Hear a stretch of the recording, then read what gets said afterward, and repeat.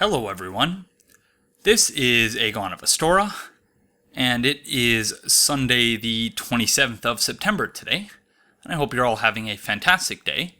I'm making this channel update video so that I can briefly discuss three different subjects, beginning first with the details of the Fight Club that we're going to be holding in October, the second to discuss my plans for Bloodborne the Old Hunters, and finally, to offer some clarification on the scheduling for both Bloodborne Let's Talk Lore, as well as my casual playthrough of Dark Souls. So first, the Fight Club.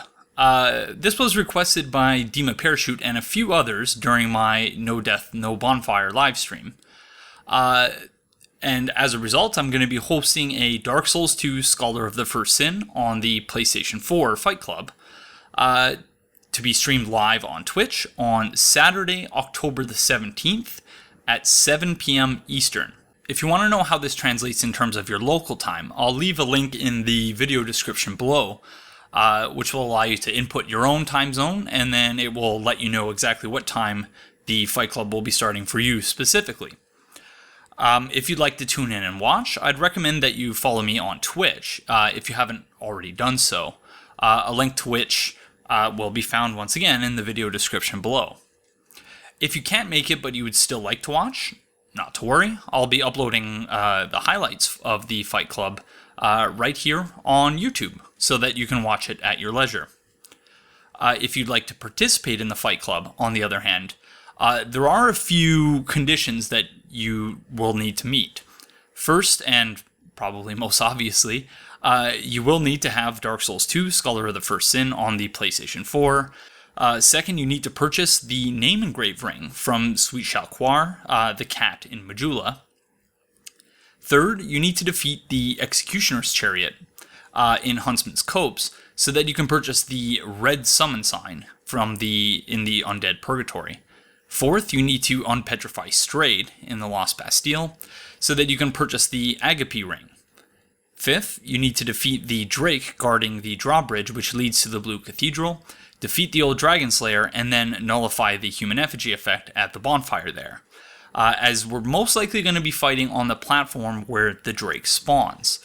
And finally, you need to do all this while keeping your soul memory below 1 million. So more precisely, thanks to this handy soul memory calculator, which was put together by Jake Barnes, I can show you that I will only be able to summon those of you who keep their soul memory between 350,000 at minimum and 1 million at maximum. With that said, I would strongly encourage you to leave yourself a buffer zone of about 50,000 souls or so as to account for any unexpected additions to your soul memory, which might come from maybe you forgot to purchase one of the rings I said that you needed to purchase, or maybe one of your rings will break. So that way you keep yourself from hitting that 1 million mark. And this is very important because part of the challenge that is represented by the 1 million soul memory restriction is that you can do whatever you want. It's almost entirely up to you. But you need to make sure that you don't go over, or you don't even hit 1 million, because the Name-engraved ring does not expand the range of summons with the red summon sign, and I will not be summoning anyone who is using a large white or a small white summon sign, because that would expand the soul memory range beyond 1 million, which would be unfair to all of those who kept it under 1 million, and therefore would kind of compromise the integrity, I guess, of the Fight Club, even though it's not a super serious thing. So, in other words, you can do pretty much whatever you want with your builds, so long as you keep your soul memory comfortably below 1 million. In terms of the duels themselves, there are only two rules, but they are both very important. First and foremost, there will be no healing at any time once a duel is started. Second, once I've signaled that a given duel may begin, the participants are then permitted to use 2 buffs without being attacked. After that, both participants will bow, and no acts of aggression will take place until such time as the bow animation runs its course. Moving on. How do I plan on handling Bloodborne the Old Hunters? Good question. I do plan, of course, on doing my first playthrough of the new content completely blind. So I conducted a couple of informal polls asking whether I should record this playthrough and upload it to YouTube or whether I should live stream it. In both cases, the response was overwhelmingly in favor of live streaming it. And to be frank, I was happy with this outcome, as I don't think I would really have the time to follow through on the second option, that is to record it privately and then to, do all the edits and uploading and whatnot beyond that.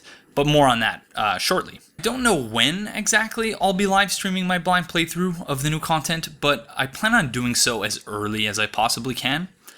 So to that end, if you want to tune in, I would encourage you once again to follow me on Twitch, so that you might actually be notified when the live stream begins. At the same time, I recognize that many of you intend to do your own blind playthroughs, and that you are unlikely, for this reason, to tune into my live stream. So here too, I'll be editing my playthrough into chunks of about 45 minutes or so, in a similar way to how I handled my No Death, No Bonfire run.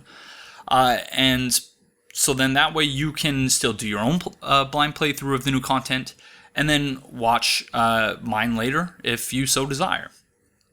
And I should also point out that I do intend on incorporating the new content into Bloodborne Let's Talk lore, but what shape that incorporation will take, I cannot yet say, and I won't be able to say until such time as I've actually played through the new content, and I know how it will fit into the structure of that particular playthrough. With all that said, I know that many of you are here not for my live streams, but for my playthroughs, and in particular for my playthroughs of Bloodborne and Dark Souls. And to all of you, I must apologize for having been unable to maintain a weekly release schedule for these series, which I had originally planned on doing. Well, you can rest assured that I will eventually finish both playthroughs. I wanted to take this opportunity to explain why this might take a little bit longer than I originally expected it to. First and foremost, my workload for the semester is more significant than I expected it would be.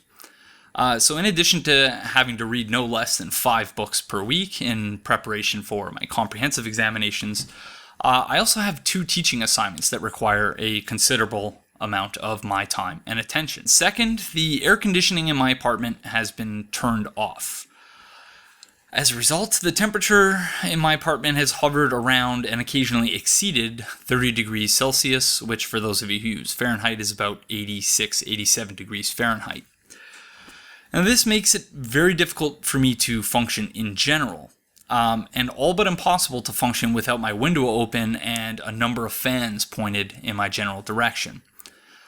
So I can't record, obviously, with these fans blaring, and it's simply not possible for me to record with them off. So for that reason, until it cools down a little bit more, I can't record at optimal times, such as the late afternoon or the early evening. Which narrows down the possible windows within which I'm able to record.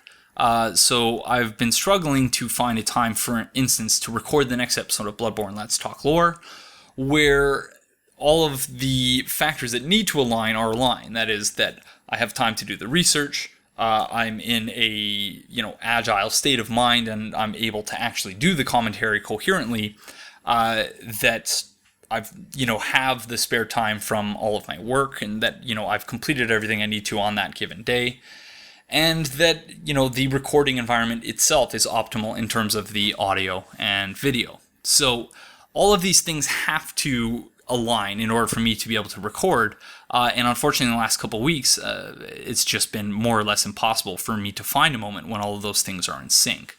So now, with all of that said, what can you expect going forward? At the very least, you can expect alternating uploads between Bloodborne Let's Talk Lore and my casual playthrough of Dark Souls. So ideally, what I'm aiming for is, if on week 1 I release an episode of Dark Souls, then on week 2 I release an episode of Bloodborne Let's Talk Lore, and then week 3 Dark Souls, week 4 Bloodborne Let's Talk Lore, until such time as the Dark Souls playthrough wraps up, because it will be finished far before the Bloodborne Let's Talk Lore series is wrapped up, at which point I will do my best, but I can't promise that I will have a new episode of Bloodborne Let's Talk Lore released every week. I don't know if I'll ever be able to achieve that ideal, but that's what I'm aiming for. For now, however, you can probably expect that a new episode alternating between Bloodborne and Dark Souls will be released every second Sunday. What does all this mean? Just basically that I'm doing my best, and that I hope you will all bear with me as I struggle to balance my myriad professional and academic obligations with the commitments I've made to each of you and to this community to produce thought-provoking and community-engaging content, and to do so as regularly as possible. So while it may be a while until I'm able to do that on a weekly basis, I am currently aiming on doing so on a bi-weekly basis. But yeah, with all of that said, I do hope that once again you will join me, whether as a viewer or as a participant, on Saturday, October 17th at 7 p.m. Eastern Time. And if you don't mind, let me know in the comments below if you have any questions or comments about anything, but especially to let me know if you plan on participating in the Fight Club. So then that way I can get some idea of how many people will actually have participating, so that I can think of some ideas of how we might organize it. But with all that said, thank you very much for joining me, and I will hopefully see you next time.